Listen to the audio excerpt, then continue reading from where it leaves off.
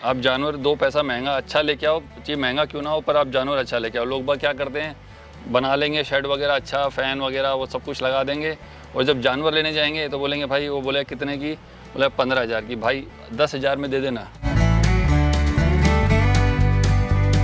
अंडे सर हम लोग 30 रुपये के हिसाब से देते हैं। और मुर्गा या मुर्गी किस रेट के देते हैं? मुर्गा मुर्गी 1000 रुपये के हिसाब से।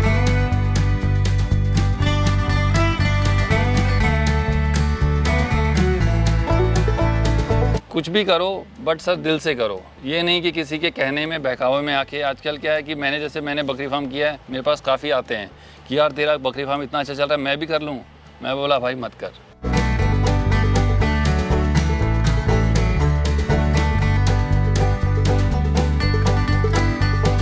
नमस्कार भाइयों, इंडियन फार्मिंग टेक्निकल चैनल में आपका एक बार फिर से स्वागत है। दोस्तों आज हम पहुंचे हुए हैं हरियाणा के पास में नारनौल में।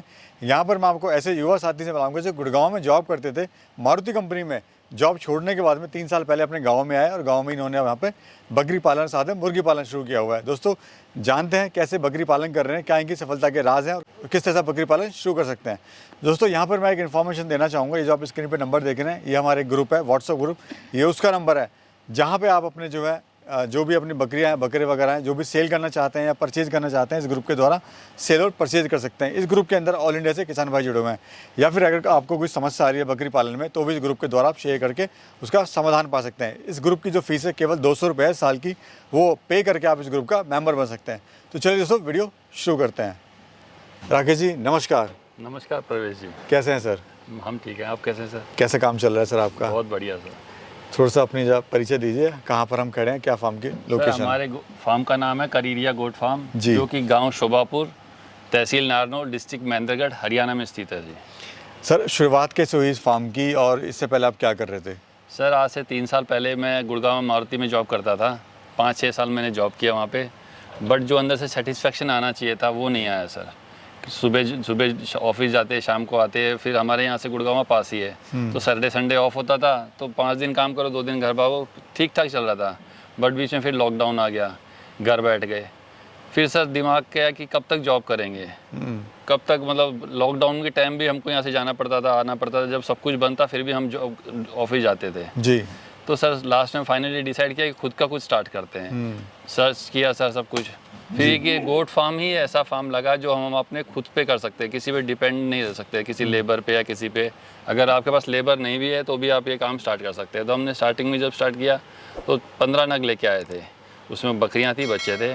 हमने उसी पे काम किया 1 साल तक, कमी रखे, सीखा अच्छे से। स्टार्टिंग में सर नॉलेज नहीं थी एक तो, कि भाई पशु बीमार हो जाए तो क्या क्या ट्रीटमेंट करना है, उसको बीमारी क्या हुई है जी। उससे स्टार्टिंग में मोर्टेलिटी भी काफ़ी हुई थी, छोटे बच्चे मर जाते थे। चुनौतियाँ जो आती हैं आम, वो आपको भी आई थी? बिल्कुल आई सर। तो सर मन नहीं घबराया कि यार मैं किस लाइन में घुस गया? कहाँ मारुति एक बहुत ही अच्छा एक सिंबल है अपने आप में, और कहाँ फिर बकरी पालन? नहीं सर, मन घबराने वाली बात नहीं है, अच्छे से सोच समझ के फिर स्टार्ट किया था जी जी। ऐसा नहीं है कि भाई हमने किसी के बहकावे में आके, हमने खुद सोचा समझा अच्छे से, इसके बारे में सब कुछ जानकारी ली, उसके बाद हमने स्टार्ट किया। तो उसमें वो कुछ दिक्कत आई थिंक तभी आप 3 साल से इसको कर भी रहे हैं। बिल्कुल सर। अदरवाइज तो फार्म सर, बकरी फार्म की सच्चाई है कि साल 2 साल में फार्म जो है बंद हो जाते हैं, क्योंकि लैक ऑफ नॉलेज और प्रॉपर ज्ञान के प्रॉपर ज्ञान ना होने के साथ में फार्म को स्टार्ट करना। तो सर शुरुआत में इन्वेस्टमेंट कितना आया था आपको? सर ये जो फार्म हमने पूरा टोटल बनाया था, इसमें 9 लाख रुपए कुछ समथिंग अमाउंट हुआ था सर, हमारा लगा था जो। हाँ, उसमें 9 लाख तो इसमें फार्म पे लगा था, ऊपर से कम 5-6 लाख के रुपए के हमने जानवर भी खरीदे थे। अच्छा, तो 5 लाख के अलग से जानवर लिए और 9 लाख का आपने लगभग फार्म बना दिया था, सेटअप किया था जी। जी जी। तो स्टार्टिंग में 15 लाख के करीब हमारा लगा था। ये शुरुआत में इन्वेस्टमेंट आ गया था। और सर शुरुआत में आपको समस्याएं क्या क्या आई थी? सर समस्या तो वही आई थी सर, हमें नॉलेज नहीं थी। मतलब ये तो पता है कि बकरी रख सकते हैं, इनका साफ़ सफाई का सारा काम कर सकते हैं, खाने को हम दे सकते हैं, बट अगर कोई बकरा बकरी बीमार हो जाते हैं तो उसको बीमारी क्या हुई है, उसके पेट में दर्द हुआ है, उसको बुखार हुआ है, उसको लूज मोशंस हुए हैं, वो हमको नॉलेज नहीं थी। उसका ट्रीटमेंट क्या करना है वो नॉलेज नहीं थी। तो वो नॉलेज तो होनी ज़रूरी है जी। जो आप नया बिजनेस स्टार्ट कर रहे हैं कुछ भी, तो उसके बारे में अगर आपको मतलब उसके क्या क्या नुकसान है वो नहीं पता होंगे तो आप स्टार्टिंग नहीं कर सकते। तो इसलिए फिर हमने ट्रेनिंग ली, अच्छे से सीखा। अभी आज की डेट में हम पूरा सब कुछ जो भी ट्रीटमेंट है बकरियों का हम खुद ही कर लेते हैं, किसी के भरोसे नहीं रहते कि भाई डॉक्टर को फ़ोन करो, डॉक्टर को बुलाओ। जो भी ट्रीटमेंट हम खुद ही कर देते हैं। उसमें टाइम वेस्ट भी होता है, डॉक्टर को आपने फ़ोन करा, डॉक्टर बैठा 10 किलोमीटर दूर, नहीं आते सर, नहीं आ पाते हैं रात में 12 बजे 1 बजे, तो बिल्कुल कौन नहीं आते। आएगा, कोई नहीं बिल्कुल आएगा। सर, रात की छोड़ो, आप दिन में ऐसा ही हुआ था हमारे साथ। एक बकरी, प्रेग्नेंट बकरी थी, उसको पता नहीं किसी दूसरी बकरी ने टक्कर मार दी, उसके पेट में बच्चा मर गया। तो हमें पता नहीं था, डॉक्टर को फ़ोन किया, वो बोला मैं आ रहा हूँ 2 घंटे में। 2 घंटे जब डॉक्टर आया, जब तक बकरी मर गई सर। ये बड़ी समस्या होती है। बिना नॉलेज के सर यही नुकसान होता है। अगर हमें खुद पता होता तो हम खुद ट्रीटमेंट करके वो बच्चा निकाल सकते थे। अभी कौन सी ब्रीड है सर ये? सर मेरे पास फ़िलहाल तो सोजत है और कुचामनी है, 2 ब्रीड पे काम कर रहे हैं। क्या फ़ायदा होता है सर इस ब्रीड का, और क्यों आपने इसका सिलेक्शन करा? सर ये दोनों ब्रीड अपने आप में, ब्रीड तो ऐसा नहीं है कि कोई भी ख़राब है। आप कुछ भी बकरी, कोई भी बकरी पालो, तोतापुरी पालो, बीटल पालो, सिरोही पालो, सारी हैं। बट ये देखो कि जहाँ आप हैं वहाँ पे आज मतलब इनके क्या है सर, पालने को तो कोई भी पाल सकता है। इनकी प्रॉब्लम आती है सेल करने में कि आप यहाँ पे अगर एक ब्रीड आती है अफ्रीकन बोर गोट जी, अगर आप वो यहाँ पे लाके अगर पालते हैं, वो खाना तो वो भी खाएगी, रख सकते हो उसको, कोई इशू नहीं आएगा। बट आप जब उसको सेल आउट करोगे तब आप जो उससे सोच रहे हो कि जो प्रॉफिट, आपको वो प्रॉफिट नहीं मिलेगा। आप जहाँ है तो लोकल की जो ब्रीड रखनी चाहिए कि भाई सेल में आपको दिक्कत ना आए। पहले सर्वे करें कि आपके लोकल में कौन कौन सी सी ब्रीड ब्रीड चल रही है जी। जी। अच्छा, खाने वगैरह में सर आप इनको क्या दे रहे हैं? खाने में सर ग्वार का चरवा हो गया, मूंगफली का चरवा हो गया और लौंग पत्ती हो गया। ये तीनों इनका कंटिन्यू चलता है सर। ये आपके लोकल में मिल जाता है सर? बिल्कुल लोकल में मिल जाता है। और दूसरा मुझे बताइए, आपने जो लॉट आप निकाला वो कब निकाला, उसमें कितना प्रॉफिट हुआ आपको? सर पिछला जो लॉट है पिछले ईद पे निकाला था जी। इस बार हमारे पास 20-25 बच्चे ही थे, ज़्यादा बच्चे नहीं थे हमारे। तो हमने वो ठीक ठाक पैसे में निकल गए। लोग बोलते हैं कि पिछली ईद पे मतलब मार्केट डाउन था, लोगों को प्रॉफिट नहीं हुआ। प्रॉफिट नहीं हुआ, बट ये था कि लॉस भी नहीं हुआ जी। कई क्या बोलते हैं लॉस हो गया, लॉस वाला काम नहीं था, ज़्यादा प्रॉफिट वाला माल ठीक ठाक बिक गया। उससे पिछली जो ईद थी उसमें प्रॉफिट बहुत अच्छा आया था। जो हमने एक्सपेक्ट किया था कि हमारे इतने के बच्चे बिकेंगे, उससे थोड़ा ज़्यादा ही बिके थे जी। यानी है कि जो खर्चा था वो सब निकल गया आपका? खर्चा निकालने के बाद सर हम मतलब end of the day profit में है, ये नहीं है कि लॉस में है जी जी। अच्छा सर, लोग कहते हैं, कुछ लोग कहते हैं ईद में ज़्यादा प्रॉफिट होता है, कोई कहते हैं ब्रीडिंग में ज़्यादा प्रॉफिट होता है। तो आपकी नज़र में कौन सा चीज़ बेस्ट है, प्रोसेस कौन सा बेस्ट है? सर ठीक पैसे में ऐसा नहीं है कि भाई आप पहले मत बेचो। अगर आपके बच्चा छोटा में, अगर आपका बच्चा सही पैसे में बिक रहा है तो आप छोटे में बेच दो। ईद के लिए क्यों पालना है आपको? आपको प्रॉफिट से मतलब है। अगर आपको बच्चा बस स्टार्टिंग में ब्रीडिंग करके छोटा बच्चा अगर आपको प्रॉफिट दे के जा रहा है तो आपको ईद तक पालने के कोई वही नहीं है, दिक्कत ही नहीं है। हम तो सर दोनों काम करते हैं। छोटा बच्चा किसी को चाहिए तो छोटा बच्चा बेचते हैं, ईद के लिए हम ईद के लिए भी तैयार करते हैं। थोड़ा एक आइडिया बताइए, 1 महीने का बच्चा या अपने हिसाब से आप बताइए कितने तक का बिकता है बच्चा या बड़ा? सर सोजत के जो हमारे पास सोजत में 2 ब्रीड हैं, एक तो प्योर सोजत है, एक सोजत हैदराबादी क्रॉस है। तो हमारे इसके 1-1 डेढ़ महीने के बच्चे सर 8-8 हज़ार रुपये में बिक जाते हैं। लोकल ही बिक जाते हैं? लोकल, यहाँ लोकल वाले लोग छोड़ते नहीं है। फ़ोन करके पहले ही बोल देते हैं कि भाई इस बार बच्चा हो तो मेरे को देना। तो जैसे फ़ोन करते बता देते हैं वो, मतलब हम एडवांस भी नहीं लेते किसी से कि भाई एडवांस दो।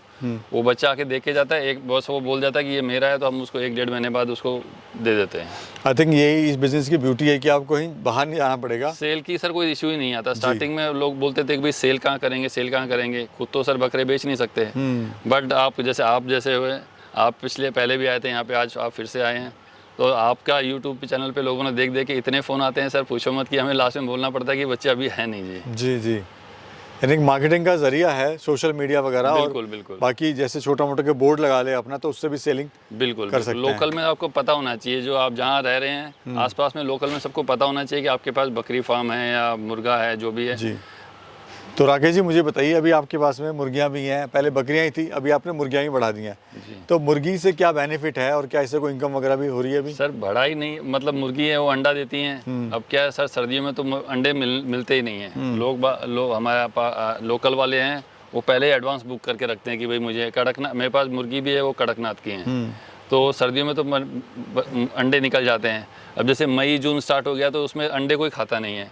उस टाइम हमने खुद की छोटी सी हैचरी बना रखी है, उसमें अंडे बच्चे निकाल लेते हैं और फिर सर्दियों में बकरे मतलब मुर्गियाँ भी सेल कर देते हैं।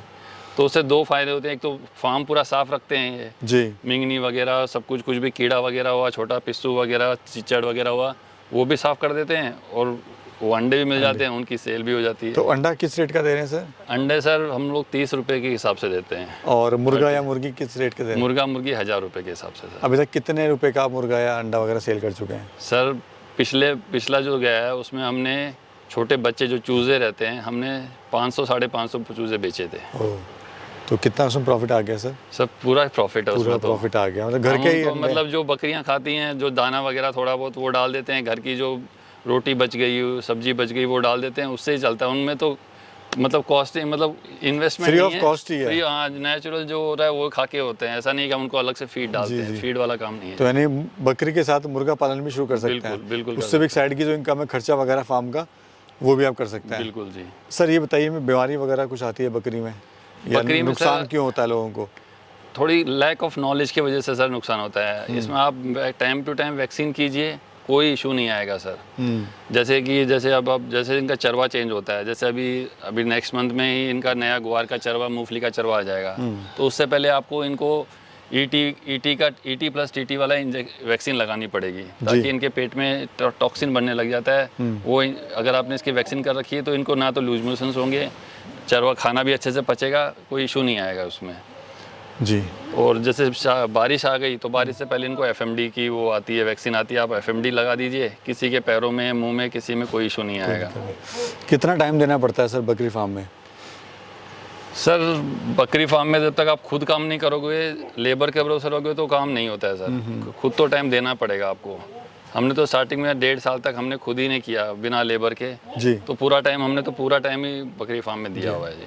अच्छा सर, मोटा मोटा समझाइए, या फिर कोई गरीब फार्मर है जी। जिसके पास कम पैसा है और जगह भी थोड़ी है, तो वो कैसे शुरुआत करे बकरी पालन की, और क्या खर्चा वगैरह आ सकता है, क्या वो मुनाफा वगैरह ले सकता है इससे, और सर, कैसे करे? छोटे से छोटे स्तर पे आप स्टार्ट कीजिए। शेड वगैरह इन सब में पैसा मत खर्च करो। मेन है आपका जानवर। आप जानवर 2 पैसा महंगा अच्छा लेके आओ, चाहे महंगा क्यों ना हो, पर आप जानवर अच्छा लेके आओ। लोग बाग क्या करते हैं, बना लेंगे शेड वगैरह अच्छा, फ़ैन वगैरह वो सब कुछ लगा देंगे, और जब जानवर लेने जाएंगे तो बोलेंगे भाई, वो बोले कितने की, बोले 15,000 की। भाई 10,000 में दे देना। वो मतलब वो 15,000 की बकरी आपको हमेशा नुकसान देगी जी। आप जानवर पे पैसा लगाओ, ना कि शेड वगैरह इन सब पे। शेड वगैरह, बकरी ऐसा नहीं है कि उसको भाई रूम में रहना है, वो तो जंगल का जानवर है, वो तो पेड़ के नीचे भी रह सकता है। तो आप इन सब में फिजूल खर्चा ना करके अच्छा जानवर लें, क्योंकि आप जितना सस्ता जानवर लेके आओगे उतना ही वो आपको नुकसान देगा। जितना अच्छा जानवर लेके आओगे आपको वो प्रॉफिट देगा। आप 20, 25, 30 लाना चाहते हैं, उसके बाद 10 लेके आओ, पर अच्छे लेके आओ। लेकिन अच्छे लेके आओ। अच्छे लेके आओ। पड़ोसी भी कहे कि बकरी आई है, बिल्कुल आइए, तो वो आपको प्रॉफिट देगी जी। उससे जो फार्म की नींव है सर, वो भी अच्छी, बिल्कुल, आगे जो जनरेशन है वो भी अच्छी आएगी। तो सर क्या कहना चाहते हैं हमारे युवा साथियों को जो देख रहे हैं आपको, और बेचारे जॉब भी करते हैं, कुछ करना चाह रहे हैं, हिम्मत नहीं कर पा रहे हैं कि जॉब छोड़ के क्या करें, कैसे करें? सर करने को तो कुछ भी कर सकते हैं, ऐसा नहीं है कि बकरी फार्म कुछ भी करो, बट सर दिल से करो। ये नहीं कि किसी के कहने में, बहकावे में आके। आजकल क्या है कि मैंने बकरी फार्म किया है, मेरे पास काफ़ी आते हैं कि यार तेरा बकरी फार्म इतना अच्छा चल रहा है, मैं भी कर लूँ। मैं बोला भाई मत कर, मेरे कहने पे मत कर। जब तक अगर आदमी खुद से नहीं सोचेगा करना क्या है, मेरे कहने में बोलूँगा कर ले, मेरा तो अच्छा है, मेरे यहाँ से बकरी खरीद के लेके जाएगा, मैं दे दूँगा। कल को उसे नहीं संभली तो क्या मेरे को ही वो सोचेगा कि भाई इसने अपना फ़ायदा देखा। इसलिए कुछ भी काम करें जी, चाहे कुछ बकरी फार्म करें, सुअर फार्म करें, मुर्गी फार्म करें, कुछ भी करें, जो आदमी सोच रहा है ना कि मुझे करना है वही करें, किसी के बहकावे में आके ना करें। और छोटे स्तर पे स्टार्ट करें। कभी भी किसी के में आके ये नहीं कि चलो मैं दिला देता हूँ तेरे को, सस्ती बकरी मिल रही है आजा। कई लोग क्या होते हैं, कोई फार्म बंद होने वाला होता है तो वो सस्ती बकरियां देता है, क्यों? उसको पता है मेरी बकरी में मेरे को तो मुनाफा हुआ नहीं, तो वो बेच देता है। तो दूसरा बोलेगा जो वहाँ बकरी बिक रही है, चल तेरे को दिला देता हूँ, वहाँ पे जाके आपको 10-10 हज़ार रुपये में बकरी मिल जाएंगी। हम खुश हो जाएंगे, अरे 10,000 में बकरी मिल गई, पर वो बकरी जब उसी को नुकसान दिया तो आपको भी नुकसान देगी जी। जी जी, सही बात। तो ये है जी। चलिए सर, बहुत बहुत धन्यवाद sir, thank you so much. आपने बड़ी अच्छी जानकारी दी हमारे किसान भाई को। और दोस्तों, ऐसे युवा जो हैं वो दूसरे के लिए रोल मॉडल होते हैं। अभी किस तरह से वो जॉब छोड़ के शहर की अच्छी खासी हुई मारुति की अपने गांव में ही आकर वापस अपने गांव से जुड़े हैं। और आज जो पलायन हो रहा है, जो लोग गांव से जा रहे हैं शहर, उनके लिए एक जीता जागता उदाहरण है कि भाई गाँव में ही बहुत कुछ अगर करा जाए तो। दोस्तों, कैसी वीडियो लगी कमेंट सेक्शन में बताइएगा ज़रूर। साथ में अगर वीडियो अच्छी लगी तो वीडियो को ज़रूर लाइक करना, चैनल में पहली बार आए तो चैनल को सब्सक्राइब करना। मिलेंगे फिर एक और खूबसूरत जर्नी में, फिर एक और खूबसूरत यात्रा में। तब तक के लिए नमस्कार। नमस्कार जी।